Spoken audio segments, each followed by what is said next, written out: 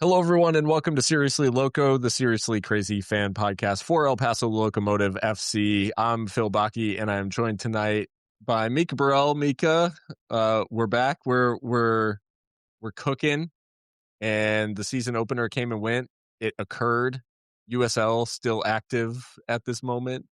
But yeah, back to talk about all of that. But how are you?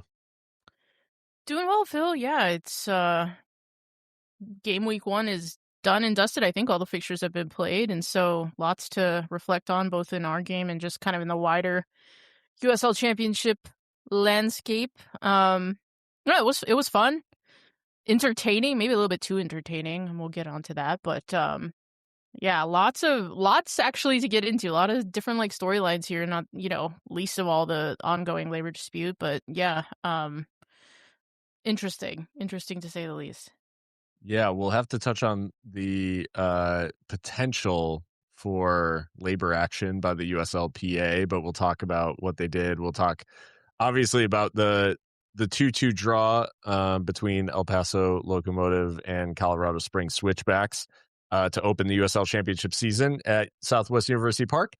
And then we'll talk about Kenneth Hoban, who I think we may owe apologies to. And we'll also talk about looking ahead to Monterey Bay and a preview of the potential return of another Locomotive player, Nick Ross, as long as he's available. But all that being said, Mika, I mean, I guess the place to start, opening day, a home opener in match week 1 is always nice. And I think the fans have been treated to that quite frequently at Southwest University Park. But in the end, another season opener comes and goes with in this case, a solitary point rather than all three. And still, the winless streak on opening day goes on for Locomotive now, eight in a row, having never won on opening day. Yeah, I mean, to be fair, there's been a handful of draws in there. It's not been all completely bleak, but yeah, we just cannot break this curse, and that's now on our 5th head coach who's not immune to this curse of ours of not being able to win on the opening night. We could have won. I think that's what hurts the most in retrospect, of course. Being But I so think close.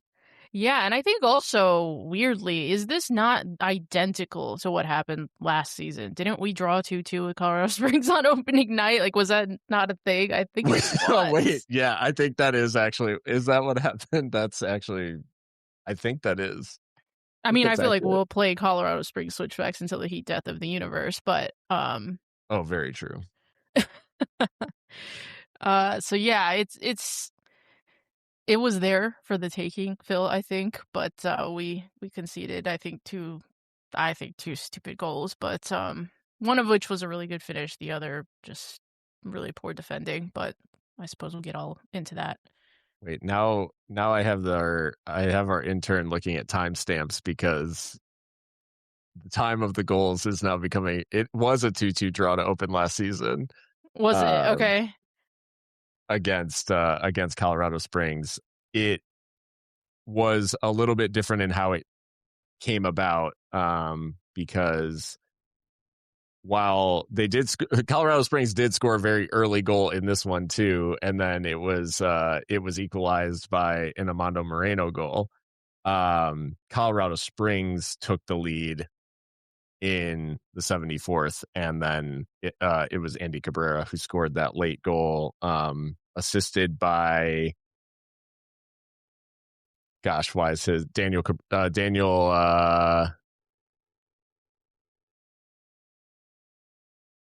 who was that striker who was here for 5 minutes on loan from Costa Rica? Oh, yes. Hmm? He was from Carter. US Carter. Yeah.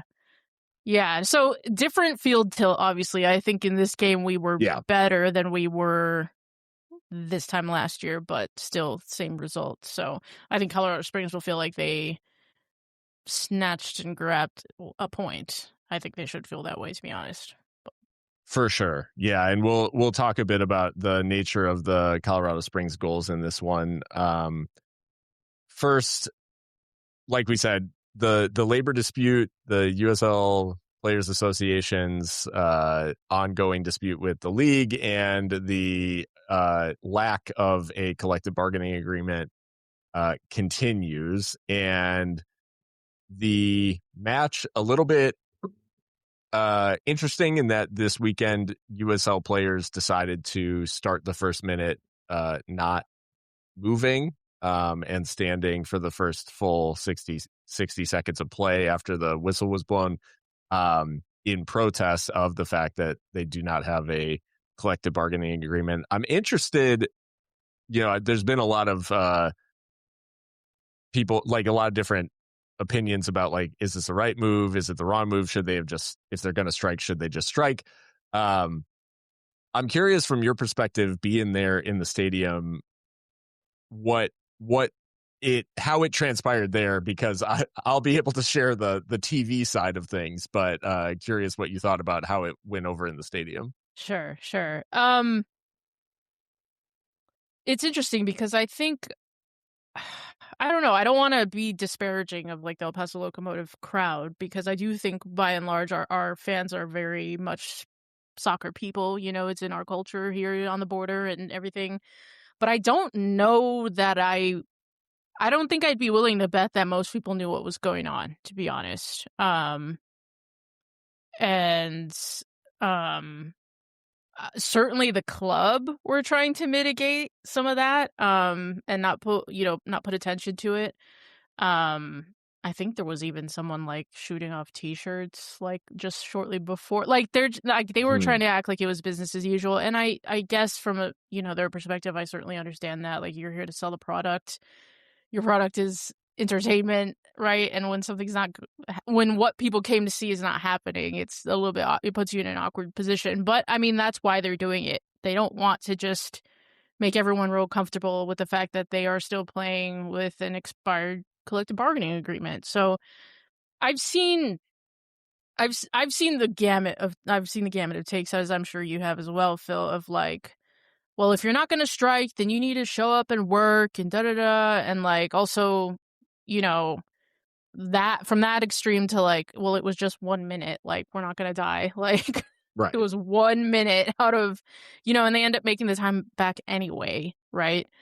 So I'm kind of the opinion of like it if it's drawing attention to their cause and making people think beyond just what they see and what they turn up for, which is pure entertainment, and to understand that those 11 players on the field are employees and they deserve a standardized working environment and benefits and things like that, then great. I think some of the crash outs of like, you need to just work since you're not striky. It's like, we can have some nuance. Like, it's okay. It's gonna be okay.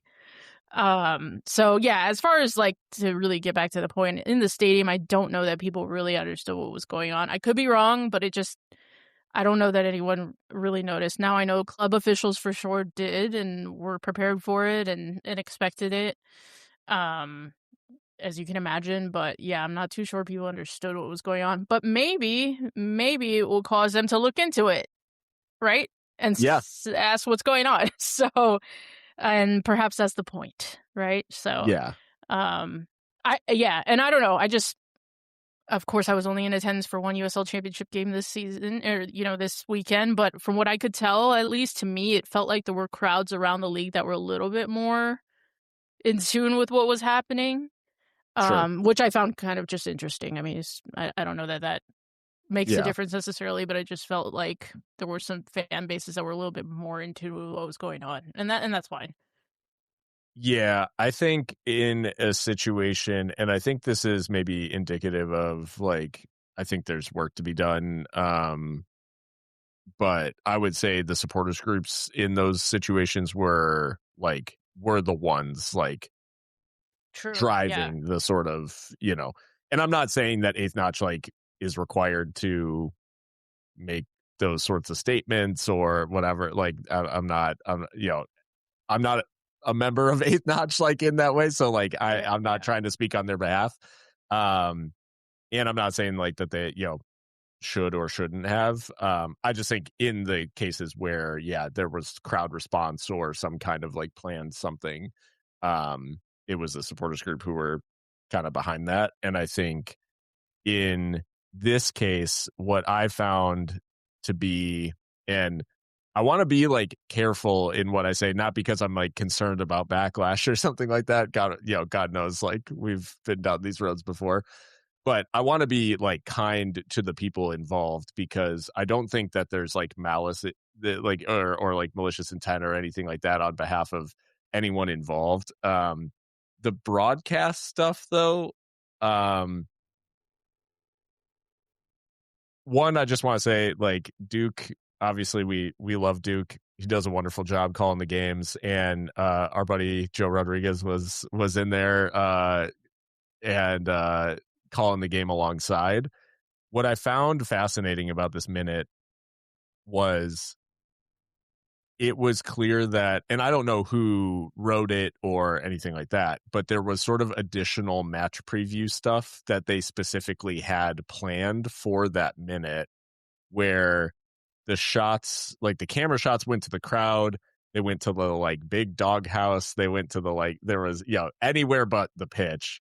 Um, which I think was a lesson learned from USL because they were like, our broadcast for like, they weren't ready for it broadcast wise on the season kickoff game between Lexington and Louisville. And it became a little bit viral. Like it did actually like catch people's attention on social media.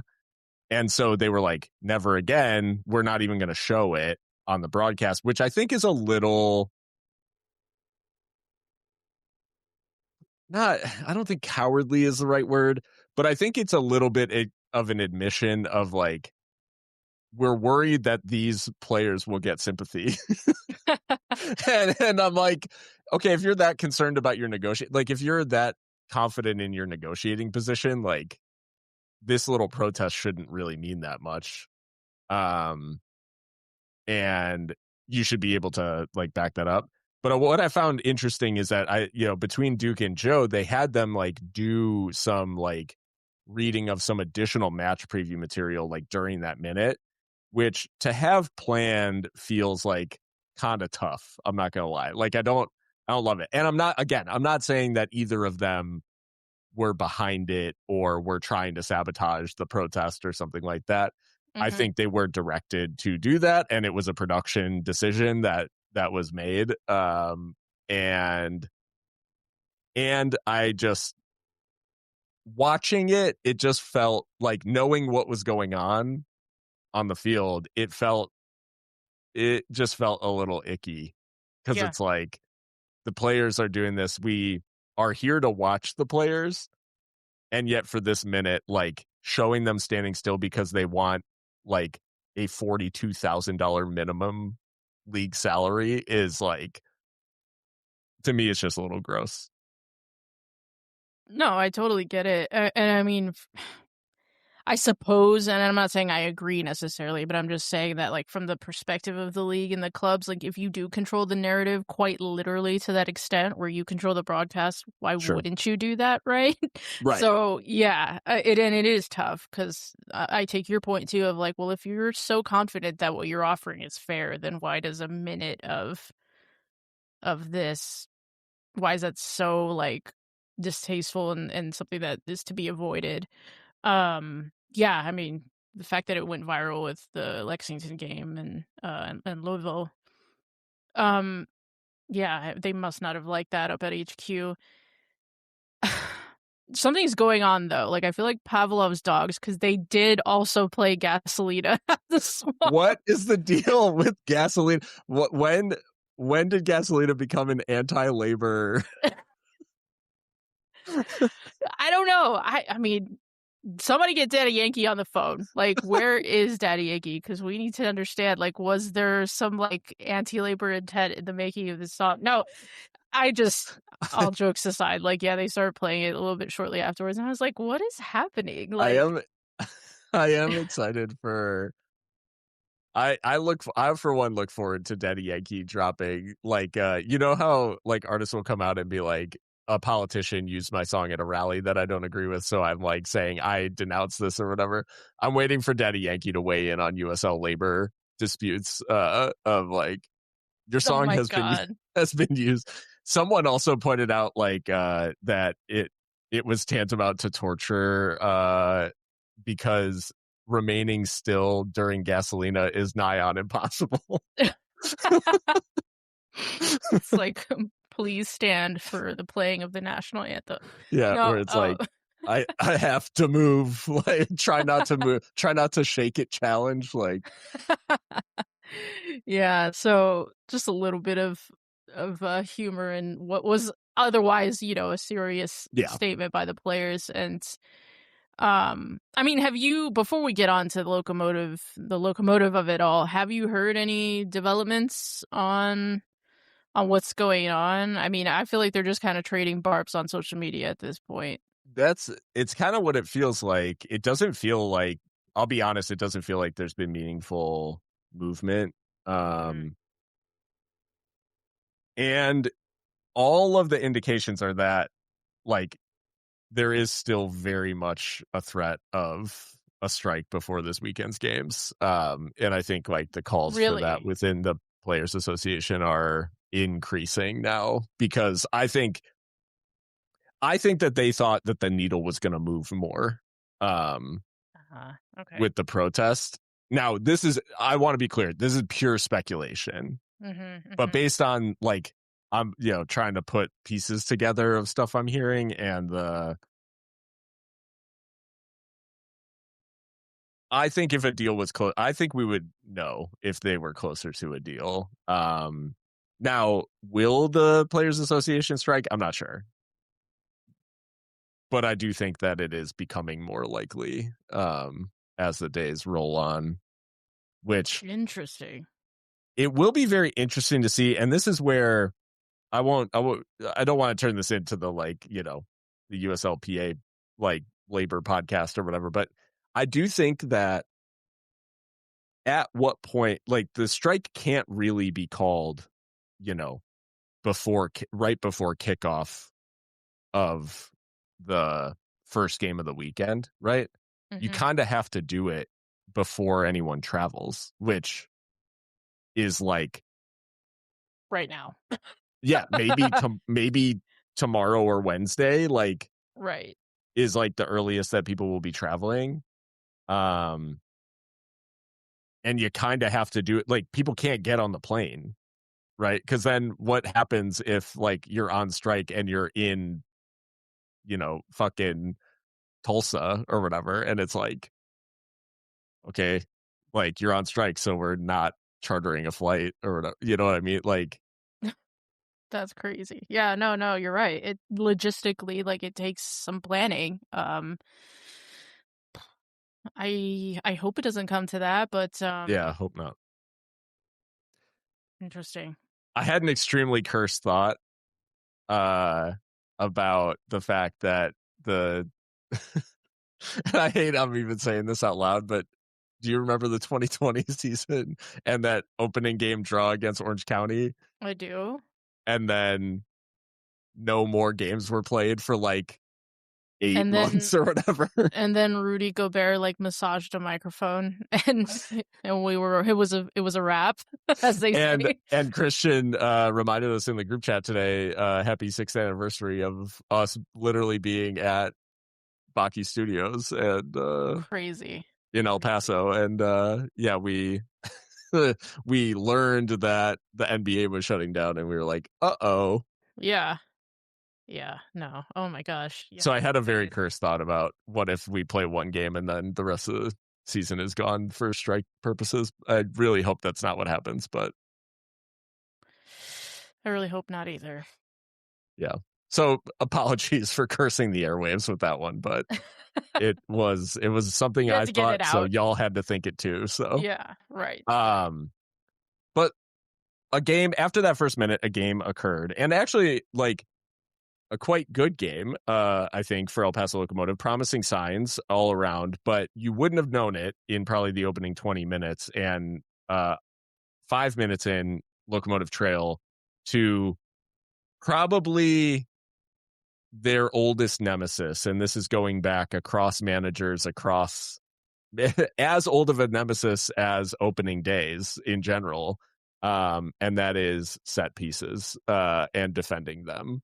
A series of corners or a series of long throws and corners for Colorado Springs eventually leads to Corey Bennett grabbing a goal for the visitors. Very scruffy, found the pinball in the box type goal. But they take the lead 5 minutes in, and it was not looking so good. It just felt like more of the same for Locomotive. Yeah, I mean, conceding early on opening night at home, like, that's so us. Like, that's so Locomotive core. Um, yeah, it's, I mean, I think the tactic of Colorado Springs switchbacks became evident very quickly. Basically chucking the ball from halfway. Um, I think Brentford is unfortunately going to hell for this, like, as an institution, for making the long throw a thing this season. Yeah. I'm only half kidding.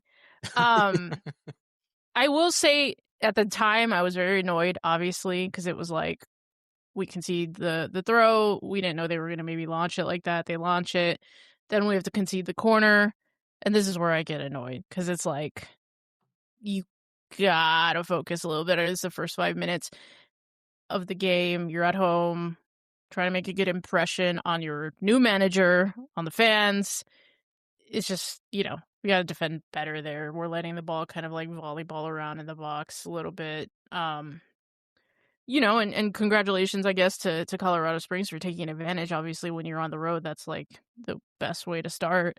In retrospect, though, I guess I will give us some slight slack in the sense that this lineup is completely random. I mean, we kind of Yeah. skipped it, but like the Yeah, I guess starting yeah. 11 like was just like, I mean, how many we had? Four debutantes Mhm. for the club in Rubio, Rubin, Jimmy Varkalun, Alex Mendez, and Kenneth Hoban making his first start, not his debut necessarily. He did get But 1 minute, yeah. but so Effectively his first actual minutes for the club, right, yeah. right, and then Noah Dollenmeyer, and Romero as well. Abraham Romero also making his Yeah. his debut. So 5 new players. So in retrospect, I can kind of see where maybe not everyone's on the same page just yet. Mhm. By all accounts, they've been gelling really well in training, but training is Sure. not a competitive environment in the same way that a game is. So I suppose I can give them a little bit of pass for that. But the lineup, though, like before we even go back to the goal, like what do we make of Junior Gonzalez's first 11 ever? Well, it was funny because I mean, the surprise is it turned out that obviously this was like an injury hit lineup, which I think that maybe we have to have a further discussion, like after we talk through the game about like uh fitness wise, like they're kind of limping into the season, which I don't love.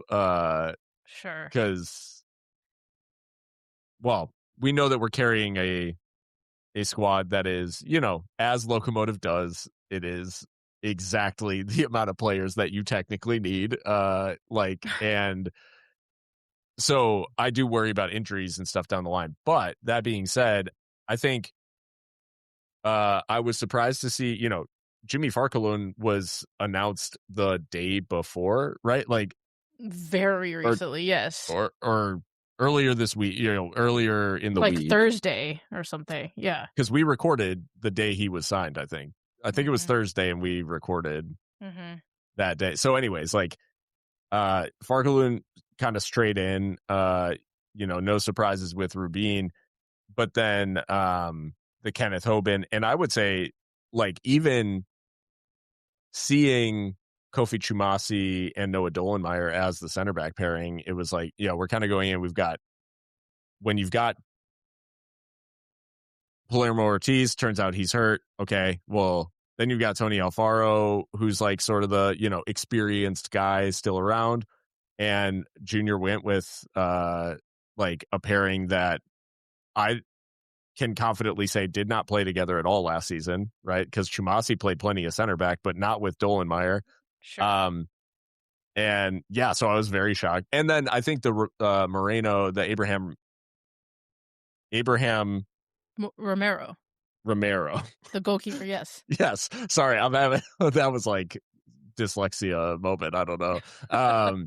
But yeah, Abraham Romero, he had, I think it was a question of like who's gonna win this fight for the number one. And I think the key here is that I definitely want to see, well, one, I want to see more of him, but I want to see more of it. Like if he's the guy, like let's just make sure he's the guy. Um, like we talked about last episode. But yeah, I think overall it was a surprise. And then the Kenneth Hoban thing, what just really caught me off guard. And I think, we'll talk more about him, but from a lineup perspective, when at first I was like, oh, like all our right backs must just be injured, where it turned out that Memo was, but Quezada was on the bench and actually comes into this game like later in the game, I think, off the bench. So he was available. And Hoban gets a start over him, which at the time we were like, this is a meme, like the whole, like we got a 16-year-old starting at right back. And he justified the selection. Absolutely. I mean, we were quite literally not familiar with his game. So like, yeah, I mean, because how could we have been? How but could we be? Yeah, Kenny Hoban gets the start, plays 84 minutes. Very impressive from him. I think what struck me the most was just the calm. Like, I feel like sometimes you see young players try to do too much, right? And it seemed like he was very focused on making the right decision and like intervening when he should and not every time because he wants to be, stand up and be counted. And I think in that way he actually did stand up and be counted by just being solid. Really decent passing range on him. Got dribbled past a couple times, but he's 16. I mean, and they were targeting that side. And I thought that, he stood up to the challenge very well. And it says, I wrote a piece on Patreon that maybe we can link in the show notes or something. But for sure, one of the things that I pointed out of like things that we learned early doors about this Junior Gonzalez side is if you're old, good enough, you're old enough. And Junior said, we trusted him to start this game and not only to start, but to get nearly the entire game. And I think really the only reason he maybe got pulled at the end of the day was because he ended up getting a yellow card. So he might have seen out the game if not for that. So, but yeah, it's, a hometown boy, academy product, family and friends all in the stands. I don't think, I think the only way it could have been any better for him is if we had gotten all 3 points. But other than that, I think Kenny was very impressive. And he almost scored. Like that would have been, because he actually, he had a shot saved at the near post by Christian Herrera, and then it fell to him, and he just couldn't control it quite enough to keep it under the bar. But and I'm sure he'll be thinking about that a little bit. But the reality for I think for Hobbit, the thing that really impressed me is that it's obvious, playing at right back and the way that this team builds up and the way that it kind of moves things from the back out wide, it is gonna play is gonna flow to a certain extent through the fullbacks. Like, but what really did strike me is that it's quite clear that the team trusts him to play because the buildup was so often going down the right hand side, and like Ricky Ruiz, who's a quite attacking fullback, all that stuff, like the play just wasn't flowing through him as much.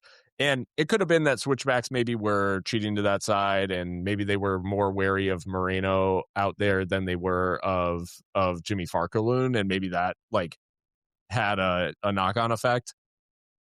But overall, like a lot of the play was flowing through him, and he was not wasting it either. He was playing that, like sliding that ball down the line for Farkaloon to run onto. That was really dangerous a couple of times, and then switching play as well, like playing it out to the left hand side. And I was just really impressed with the passing range. Really impressed with, like you said, the calm head. And I think the thing that really struck me, despite the fact that he gets dribbled past a couple of times, I think the thing that that really stood out to me was the fact that he was rarely wildly out of position. Because like, how many times have we seen sort of the like, oh, the playmaker fullback gets like is caught way far upfield and they play in behind him, and then you know that was we've been through that for quite some time. Um, and so the fact that we never felt really short on numbers, and we always Mhm. felt like it felt like he was in more or less the right positions. I just think it does show that he's got he's got tons of confidence, but two, I think he's got a pretty good footballing brain, it seems like, and just like knows what's going on around him, and definitely wasn't awed by the occasion, I think, which is also impressive because, we've heard guys talk about how much, the expectation and like you want to do well for the fans and all that sort of stuff. And for him to come into a, season opener, home opener, um, situation like that at that age, yeah, just very impressive. And, um, I'm excited to see what he can do the rest of the season, because him being a genuine option, not just as rotation, but like to start at right back, like is yeah, that's not something that I would have leaned on, given that we saw him for legitimately 1 minute last year.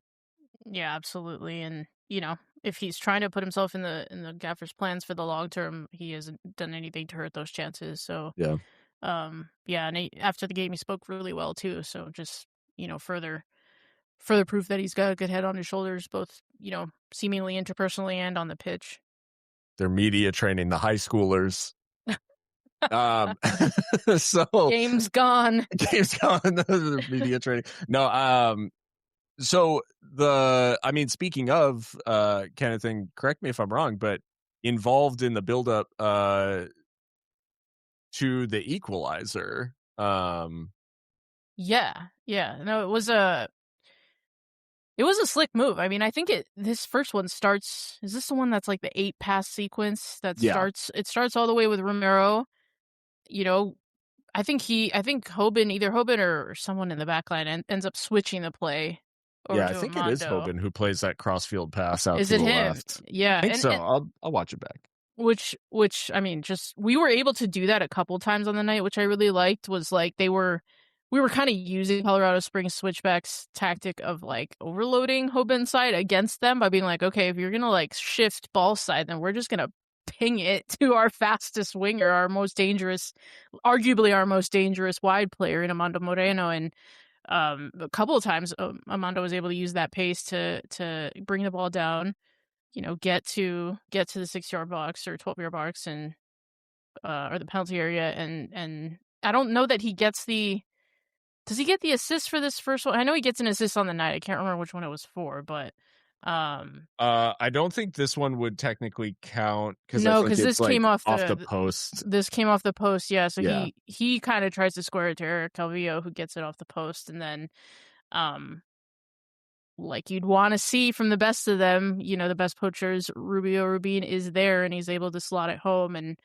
And that's about the 20th minute. And then from there, I'm comfortable saying from there it was all Locomotive. I mean, we were really, really good after that.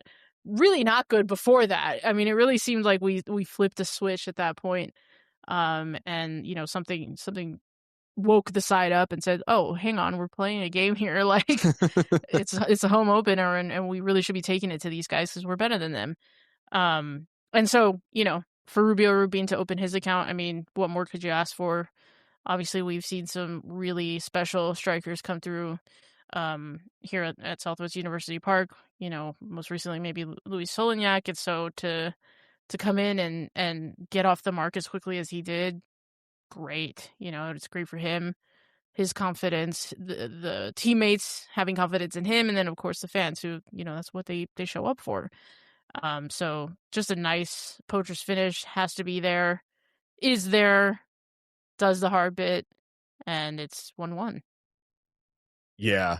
Um, can confirm it was Hoban who plays the crossfield pass Switch. to Moreno, and it's really good because he doesn't just leather it out there. like, because it would be easy for you to see Moreno in space and just like try to hit and hope, like, and he drops it in very easy for Amando to take in his stride. And yeah, just a really nice ball. And I would say the sequence leading up to it also, yeah, slick, as you mentioned. But Rubin, for me, having a guy, a true number nine, like we just haven't really had a true number nine, because even with Andy Cabrera last year, the way that he got his goals was often like he's coming in from wide areas and Mhm. sort of drifting, and there was a lot of interchange and guys are switching positions and all this sort of stuff. And I think having someone that is just going to be that, like in this case, like, you know, two poachers goals on the night, as we'll get to the second in a bit. But yeah, I think just having that is so valuable in this league, as we've seen in the past with strikers that you mentioned. Um, so yeah, Rubin. And I think absolutely vital that, you know, your big name or biggest name signing of the offseason, who is meant to get the goals, gets the goals early, and isn't, there's no, you know, there can be no narrative of like, oh, like when's Rubin gonna get off the mark and everything. It's like, to get it on debut, get it out of the way. Right. I think it just, yeah, puts him in a good spot for the rest of the season and will do wonders for his confidence. But like you said, I mean, the way that the game sort of flowed from here, Locomotive really did take it to Colorado Springs, and I think they end with like a significant shot and an XG advantage, in that, you know, it showed in the statistics.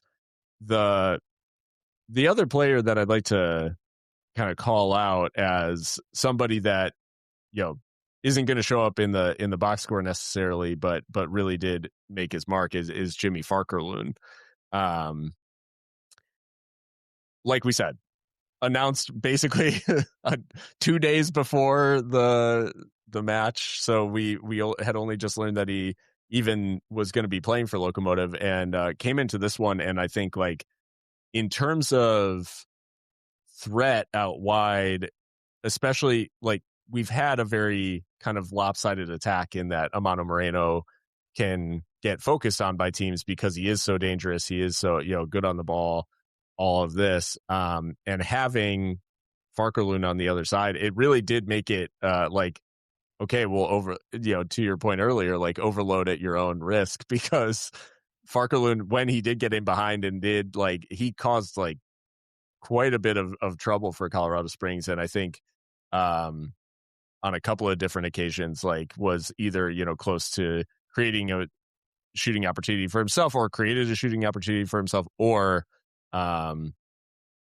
was in that position to drift across in and create a dangerous opportunity for someone else. Yeah, absolutely. I thought Jimmy was really good, and I think maybe, you know, even he might have been surprised by how quickly he was called upon for his new club, having come over from Austin in MLS Next Pro. Um, he's only 24 years old, so I think there's still plenty of time for him to develop. But it seemed already like he and our freaking 16-year-old right back, Kenny Hoban, already were kind of like developing a bit of an understanding, and it was giving Colorado Springs some issues. But I mean, look no further than the second goal, right? I mean, the way that he just completely knocks the ball past Foster, and he was running him ragged, right, a lot of times, and ultimately Foster gets the ball back, so I guess it's not considered like a completed dribble necessarily, or like, he's not able to get the assist or like square it for anyone, but he's able to cause enough trouble and get into the box for Foster to then be so tired by the whole sequence that he clears it right to Eric Calvillo at the top of his own box, who's able to then, he tries to square it, ends up kind of squirting out to, again, Rubio Rubin for his second and our second. So yeah, Jimmy, I think, it won't show up on the score sheet like you said, but I don't, that goal doesn't happen without him having the confidence to take Foster on, drive inside, cause Foster to make the mistake, and then eventually Rubio Rubin's on the end of a bounce. Um, So yeah, I thought he had a really good game. Um, and then Rubin again, just to go back to him. I mean, he's been here 2 seconds and he's the first debutant with a multi-goal game. So like Yeah. already kind of making his mark, and I mean that's what you want, because exactly I'm so glad we don't have to sit here tonight and say like, well, hopefully Rubina get off the mark, and against Monterey, this, that, the third, but he's got a brace, so Yep. um hopefully that'll be a big weight off him and the team's shoulders. The finish on the second is really one of those that makes you go like, oh, okay. Like, because the first Oh, one, he's a striker, yeah, like, it's on yeah. the spin, it's with his left foot. Like, there's just a lot about it where you're like, okay, and it's right in the corner. Like there was just a lot there where he knows where the goal is. Like he didn't have to take a touch. He didn't have to like he takes his opportunity, and I think that to me is like indicative of the type of striker he is. And yeah, when you're finding the level, because obviously a lot of people, if the first goal was his only goal, there could be skeptics out there or whatever who could say, oh well, it's a tap in and like it Hmm. falls to him, he's lucky, all that sort of stuff. And there's obviously some luck in how the second one comes about too, but there's nothing lucky about that finish. And yeah, I just that was one where it kind of makes you sit up and say, okay, like yeah.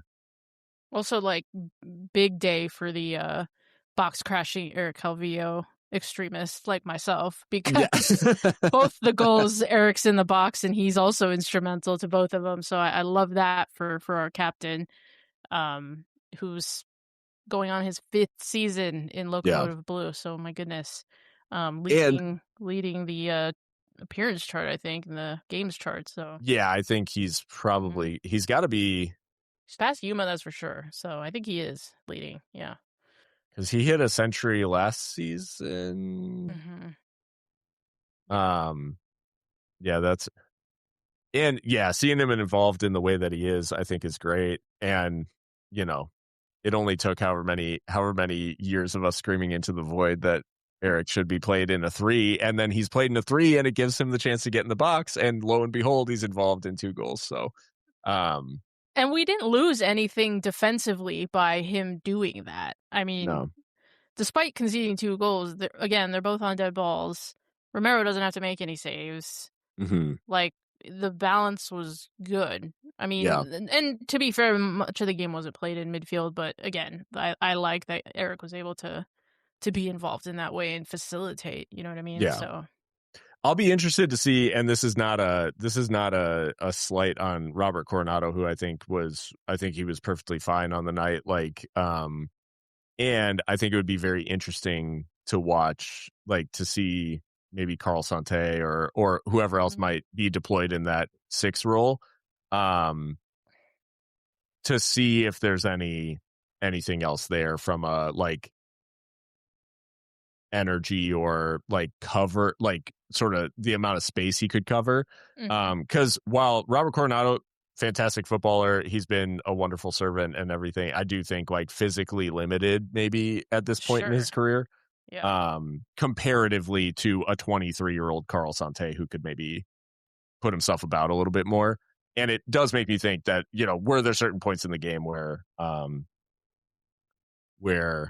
perhaps like a bit of legginess gets in. And I think what struck me too about this game in the specific way, like the sequence of the goals and all of that stuff, is that we sort of bookended the best part of the game performance wise for Locomotive by the first goal woke us up. The second goal, we kind of go back in the shell. And I really like, this is again like a I don't know the way to solve it, but there is something about this team over the last probably 3 to 4 years that the second that they take a lead, they just get a little bit in their own head, and they sort of stop asserting themselves in the way that they did. Uh, Players that like subs start to get made because it's like, oh, guys are getting leggy, things like that. And unfortunately, the second goal comes like shortly after a couple of substitutions where we were it's interesting. I think like the way that we think about these long throws and the way that it seemed like Junior maybe was almost admitting as much in his post-match press conference when you talk to him about it, but like the way that these long throws have become such a thing in world football now. um the way that we set up for him, I say we, like the way that any team defending a long throw sets up for him, you basically have to treat it like a corner kick instead of like a throw.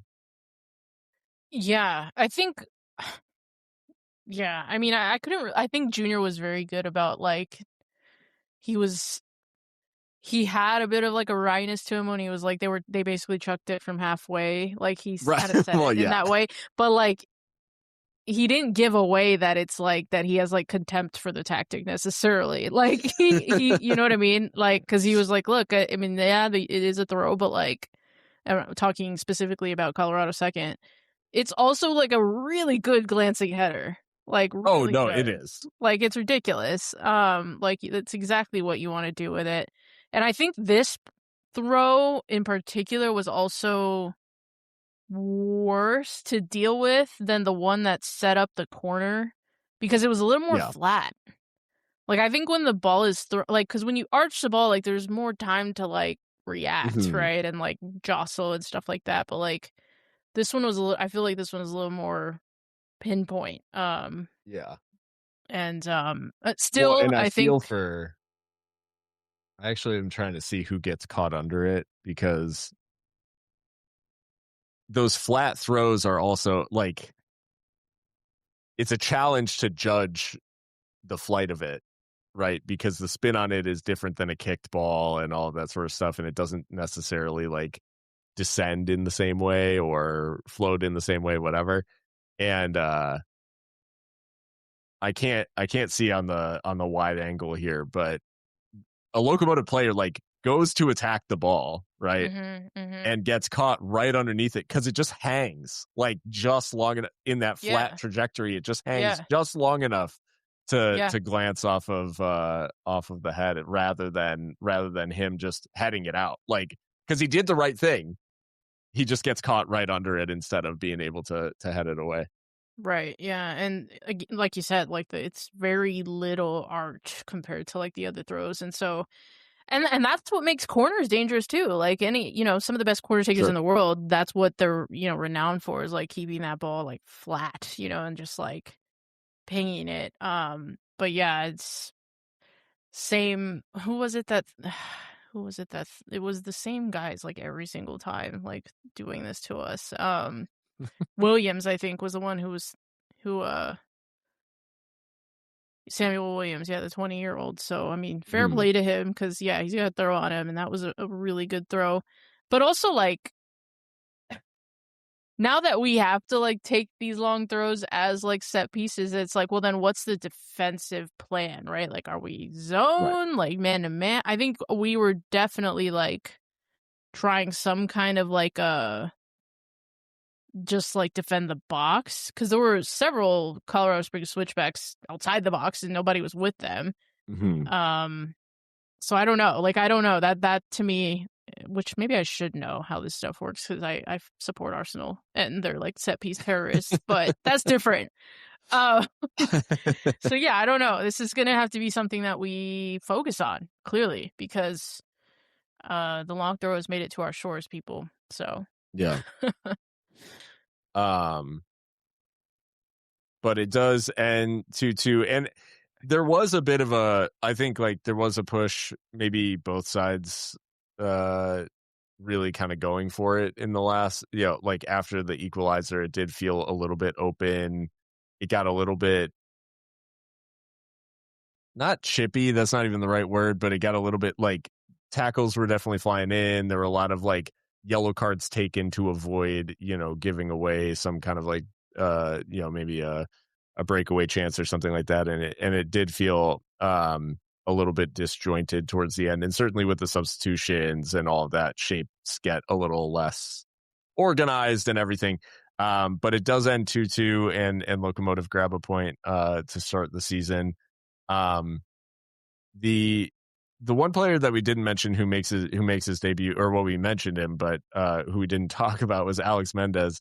And Alex, comes over in like a transfer move from Tampa Bay, and Junior speaks specifically about him being kind of it like a playmaker, call it the most advanced eight or a false 10, whatever you want to, like the the Right.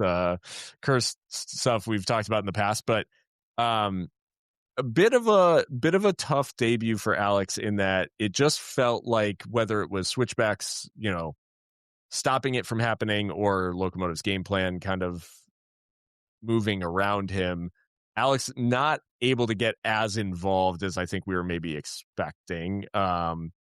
Obviously, no alarm bells. It's one game, like anything is possible. But I think if you're looking across the debutantes, plus Kenneth Hoban, you're like, okay, to decent to like very good, and then Alex was just a little bit not able to put his mark on the game, or get as involved as I think we were maybe expecting.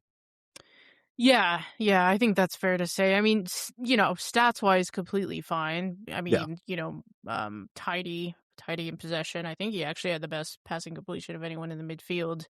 Um, so there was nothing like super problematic. He just really couldn't impose himself that much. And to be fair to him, I mean, he's not had much of like consistent playing time at the very top level since he left Portugal with true. Vizela. So only a couple of appearances for Juarez, handful for Tampa Bay, wasn't, exactly favored there either. And so to then now get the start in what must feel like, oh, I gotta prove myself like right away because this might not happen again. I can understand that a little bit. Maybe there was some pressure there. I think I don't know, like, I've been digging a little bit more into, like, his stats, and not to pigeonhole him or anything, but, like, I don't know, I feel like I think he would like to be closer to the goal than perhaps this 3 allows. Because if we're Hmm. saying, like, Eric Calvillo is gonna be that guy, then someone else has to hang back, and I think maybe sometimes that was him, but at the same time, I don't really think that this game showcased midfield much at all anyway. Yeah, Um, I think this was a game about like transitions and dead balls, obviously. And I don't think really midfield did anything wrong per se, but I just don't think it was like a midfield like dictation kind of game, if that makes sense. So perhaps this is just one of those things where it's like the opponent is not really allowing you yeah, to show your best, and I could see what he was trying to do. I mean, there were a lot of like through balls that he was trying, and um things like that, and I hope that as he builds understanding with his teammates that those things will improve, because I do think, we talked about it on in the previous show of all the signings that we made, he is by far, I think, the most like intriguing kind of footballing education, if you will, coming through the IX Academy. Um and what have you, and then playing professionally for 3 years in Portugal. So yeah, I'm interested to see how he develops, but perhaps the game state and the opponent and the style of the game ended up not being one maybe suited to him. yeah. Any other notes on this Thoughts? one? I mean, I think overall I feel good about it. Because this was like, let's be honest, this is like a skeleton crew. I mean, no Palermo Hmm. Ortiz, no Gabby Torres. It's 5 debutantes, 2, like, kind of crazy, like, set piece goals that we concede, right? We need to improve on that, but I think, like, this is not our best 11, Yeah, arguably, and so to come out and play the way we did, and again, for our striker to get off the mark is huge, so I think we did tick a lot of boxes. We just didn't get the 3 points. It is what it is. It's football. Maybe next year, as we say until our dying breath, yeah, on opening night, maybe next year. But I think for Junior Gonzalez and for the players, like, I think they have to be overall, like, this is good. It's good to build on, and they can. I think the thing too that is a takeaway from this, if I could, it's so easy to identify where to improve, right? At Sure. least it's not like we don't know what happened here. Like, you know what I mean? Like, it's very clear what can be worked on.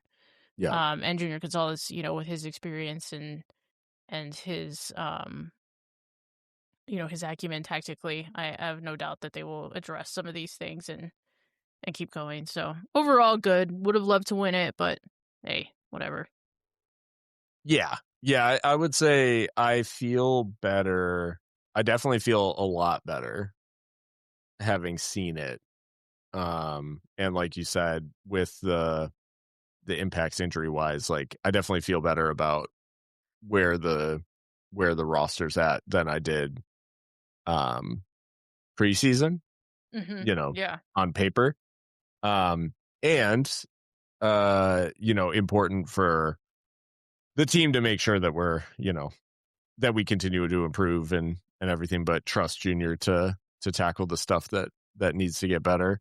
And as we integrate folks back in and they gain fitness, I think it'll be interesting to see just how long some of these injuries are, and um, if the impacts are uh long ranging. Hopefully not. Um, I mean, yeah, just think of the prospect of like Abby Torres feeding Rubio Rubin. Like, yeah, yes, please. yeah, So yeah, all much day, to look forward to. absolutely. Um, well, next time out on Saturday, Monterey Bay away, the Cardinale Stadium. And they suffered defeat in their season opener, 1-0 loss to the Oakland Roots, which a Canadian NPC named Mark Fisher scored for Oakland. I'm sort of making a joke. Mark just doesn't have a picture on Transfermarkt. He does So on Bob, which is funny. okay, I'm glad that he's represented. Yeah. But yeah, so Mark Fisher scored in like the 84th minute to give Oakland the 1-0 win in the, I don't know, do you call that a derby? Is that in Northern California? Is it? I guess. I mean, they I mean, couldn't be more Monterey's like, different. it's probably like 2 hours from San Francisco, but 2 or 3, yeah. um It's a rivalry, I guess. yeah, we'll call it a rivalry. But Monterey Bay, widely kind of thought of as, I would say, one of, they're not highly favored, we'll say, in terms of how people are thinking about this squad across the league, but obviously a couple of El Paso connections in that our new president Mike DiGiulio came over from Monterey Bay, and Nick Ross, who obviously plied his trade with Loco for 3 seasons, or 4 seasons. I don't know if 4. did he have No? overlap with Hutch? No, he got binned as soon as Mark left. Yeah. That sounds right. But I'm So sure someone will fact check us. he yep, he obviously spent a couple of years at Sacramento, so he's now over at Monterey Bay. But yeah, 1-0 loss in their opener. Monterey Bay has not necessarily been like a happy hunting ground for Locomotive over the years. Like we really don't enjoy, like, even when we are the better team. I remember, I guess it would have been maybe 2023 or 22. I remember a 0-0 there that basically derailed our entire season. Even though we had like a Yeah. 4 XG or something very stupid, we like destroyed them and drew 0-0 because of Anthony Siaha. Anthony Ciciaja, yeah, If I exactly. remember right. So, anyways, not necessarily been a happy hunting ground, but um, this Monterey Bay side I think a lot of people are thinking is a candidate to repeat for the wooden spoon, unfortunately. Oh, poor Monterey. I mean, yeah, I don't think we can be taking anything for granted too soon right now. I mean, looking at some of the business that they did, they've signed Georgi Lomtatse from Dinamo Tbilisi, which I'm Yeah. like, what if he's the next Kvaratskhelia? We don't know. Like, Yeah, you nobody know. knows. We didn't know that Uh, Kvaratskhelia was gonna be the next Kvaratskhelia when he came right. out, so No, but in all seriousness, like, I think Wesley Leggett, like, that's a decent signing. it's a good signing, yeah. If he can get back to kind of what he did at Loudoun, he's not that far removed from a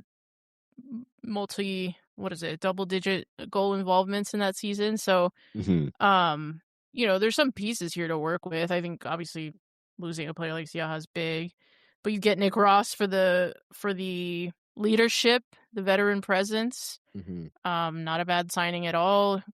You figure he will settle pretty quickly because he's not having to like up sticks too far from where he was playing in Sacramento.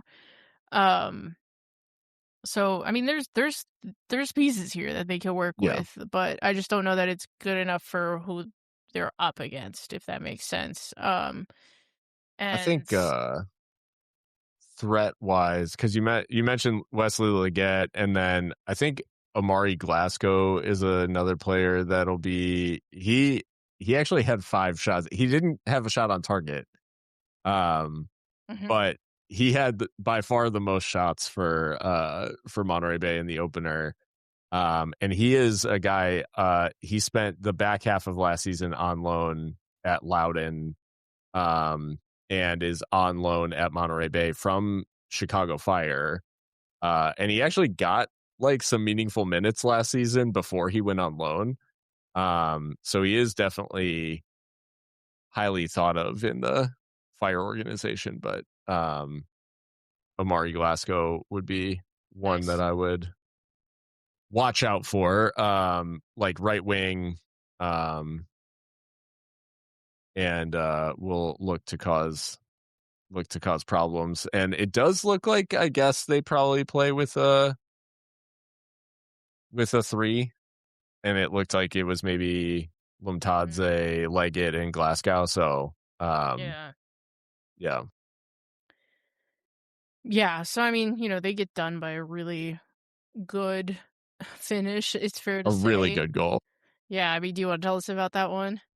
Yeah, it was off I think it was off a corner, but it gets punched away by the keeper, and then it eventually works its way back out to the right hand side of the box, towards Fisher, who, yeah, he.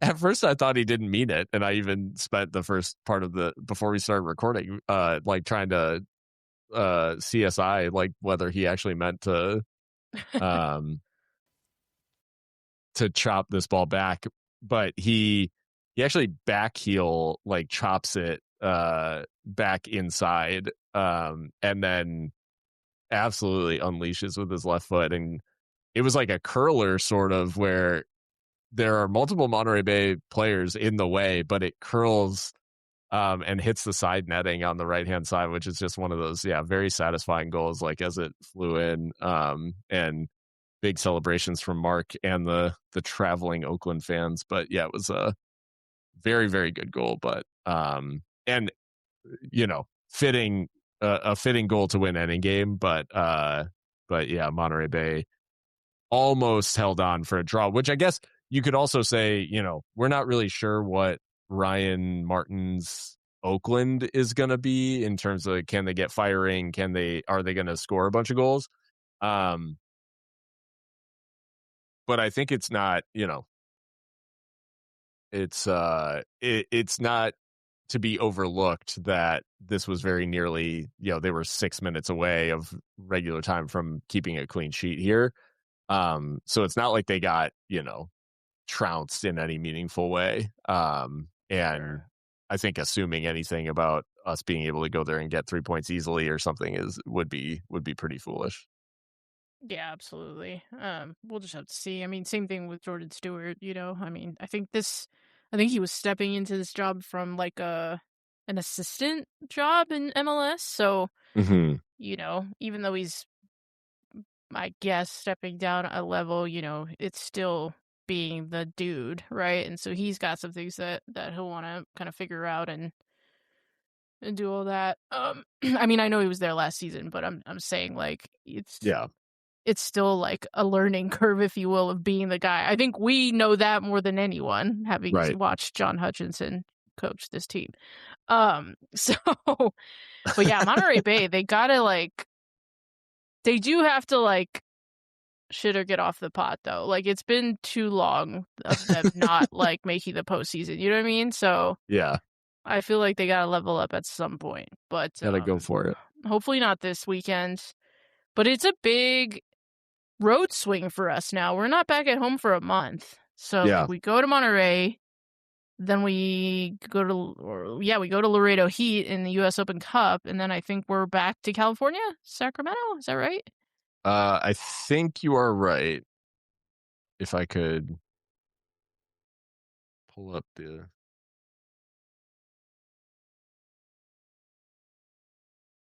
yeah, So you had it. yeah. You had it right. And then yeah, we're not back home until April 4th against Vegas. So um Jeez. So yeah, it's a really important next couple weeks for us yeah. of trying to get our road game going. And interestingly, and I would say crucially, we have that US Open Cup week is a Thursday night game, but then we don't play that weekend. So Okay. we don't play Sacramento until the following weekend. So the midweek game doesn't actually hurt us at That's all, good. which will do us I'm some favors as well, And I'm sure that'll be welcome by Junior Gonzalez because he'll want to be on the training pitch as much as possible. So, for sure. um, yeah, but yeah, big couple weeks coming up. Yeah. Um I'm looking forward to and I guess was there any talk post match or about any of the injuries? Were there any indications given about any of the fitness? Junior was pretty like coy on timelines. Yeah. Because I kind of opened with that of like, you know, how do you? I know you're still figuring out your 11, but how do you fit in big players like Palermo Ortiz and Gabi Torres and yeah, he wasn't too clear on that. But I mean, I know for sure they're still around the place and you know supporting the lads and all that. I'll try to see if I can get any more clarity on that because especially Gabi Torres, like I really want to see what he can build from last season. You know, because I think Hmm. he was a consistent bright spot and performer for us.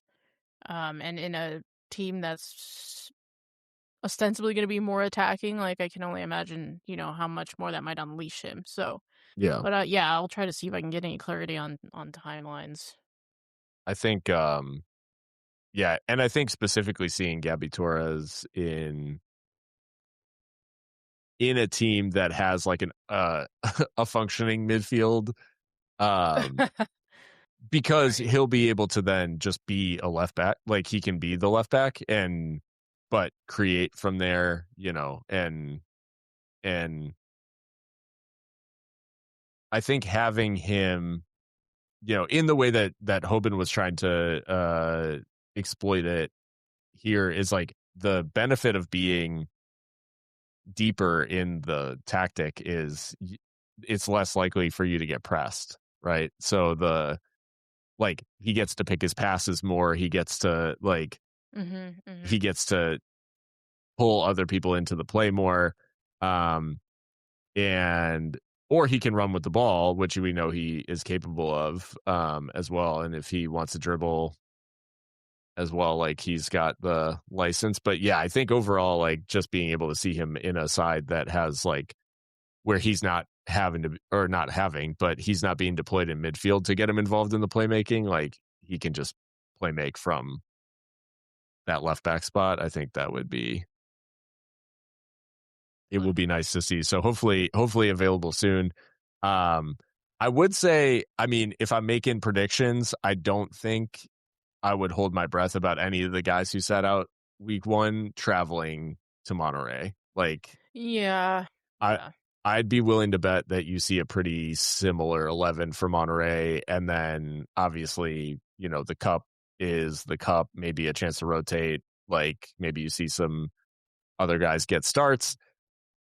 I think Sacramento might be the one that you circle on the calendar for, like, with that week in between the Open Cup game or week plus in between the Open Cup game and the game in Sacramento. Like, that would be where the earliest I'm thinking any of those guys who sat out week one are probably going to get or would be in line to start. I'll say Mhm. that. Mhm. Yeah. Yeah, we'll have to see unless there's like an ACL they're hiding from us, but yeah, Oh God. we'll have Yeah, to see. I hope not. I mean, they've done the whole he's 2 weeks away for like 6 months before, so That's true. That's true. not six, but you get it. Yeah. Yeah. Well, cool. Well, yeah, I would say overall promising opening night from Locomotive, and hopefully everyone enjoyed the atmosphere for those who were able to make it out, and I think a promising start to the season. I we're still we're I would say we're so back, and hopefully it's not so over because of labor reasons by the Right, time this goes right. up. But yeah, uh, Mika, any final thoughts tonight? None from me, Phil. It's been a pleasure, and we'll see what this next couple of weeks brings and what more we can learn about Junior Gonzalez, the coach. So, We sure will. Well, for those that have made it this far, be sure to subscribe and download whatever on your favorite podcast platform and let us know what you think. Excited to hear what everyone's thoughts of opening day were, if you haven't shared them already. And until next time, stay loco.